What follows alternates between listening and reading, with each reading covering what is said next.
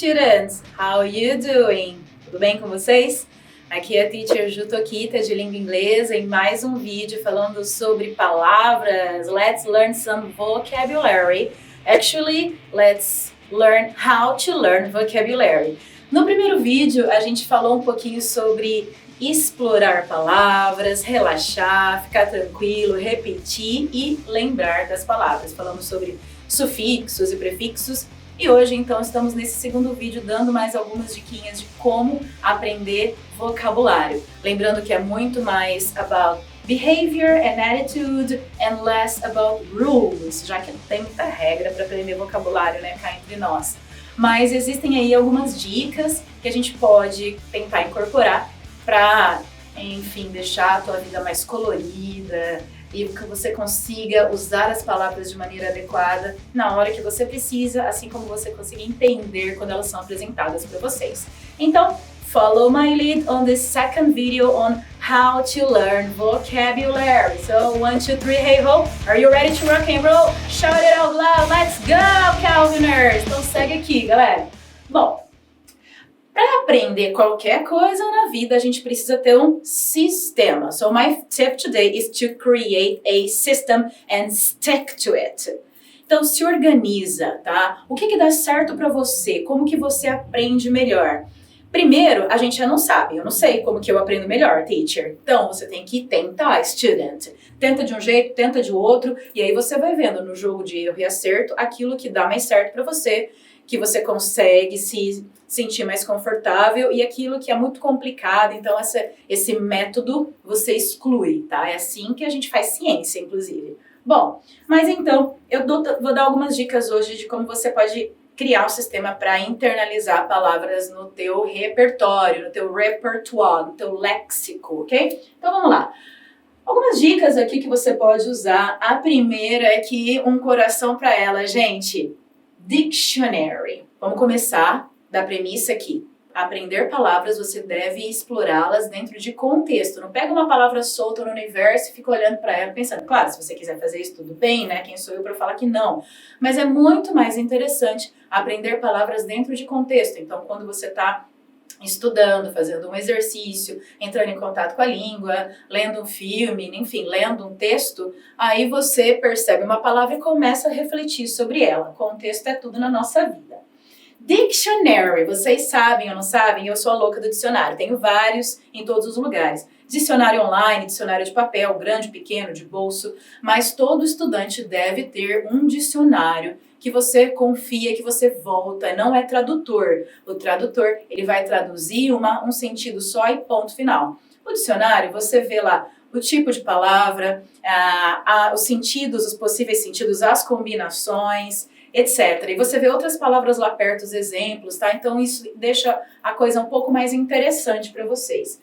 Use um dicionário. Tem aluno que gosta de fazer lista. Eu adoro lista, eu sou muito visual. Se você é visual, de repente é uma coisa legal. Explorar, então, por exemplo, listas, flashcards, coloca o desenho num lado e o sentido da palavra, a tradução dela no outro lado do papel, do cartão.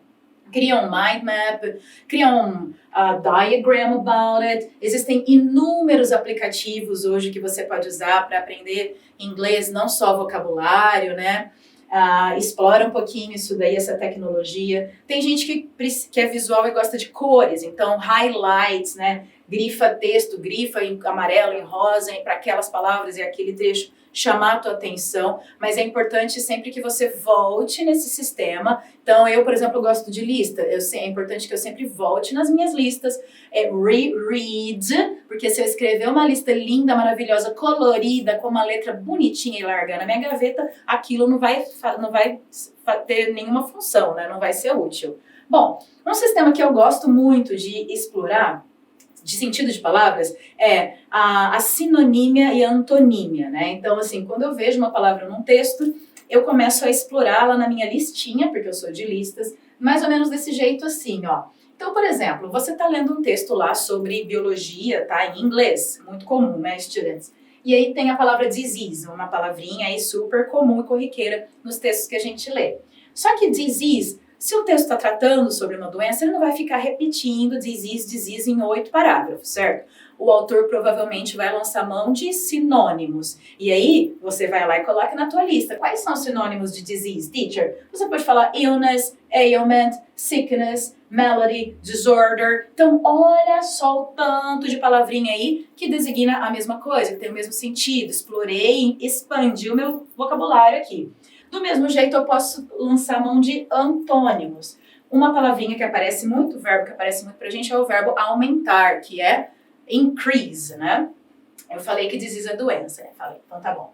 Aumentar, increase. Então tá, increase é aumentar. E qual que é o antônimo, o oposto de increase? Nossa, tem um montão. Decrease, diminish, shrink. Shrink é encolher, mas tem esse sentido, né, de ficar menor. Go down, também de diminuir, de ir pra baixo. Dive é mergulhar, teacher. Mergulhar, tá, mas depende do contexto. Pode trazer esse sentido de diminuir. Fall, que é o verbo cair, né? Drop também, me lembrei agora, não coloquei, D-R-O-P. E lower, que é o verbo também que significa diminuir. Então, olha só, increase e decrease. Olha só o tantão de coisa que eu já tenho na minha lista, no meu repertório, deixando, então, o meu léxico mais interessante aí.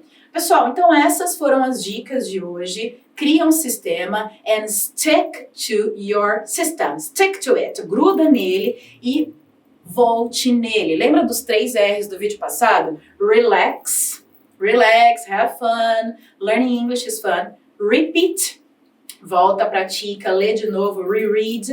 And remember, praticando os 3 R's não tem outro jeito. Sucesso para vocês. O céu é o limite, meus amores. Lembrem-se que aprender inglês é super divertido. Have fun, enjoy, and follow us on the networks. Fica atento aí que logo mais tem vídeo novo com mais dicas de vocabulário. Ok? So, bye bye for now. That's all, folks. See you later, alligators. Bye.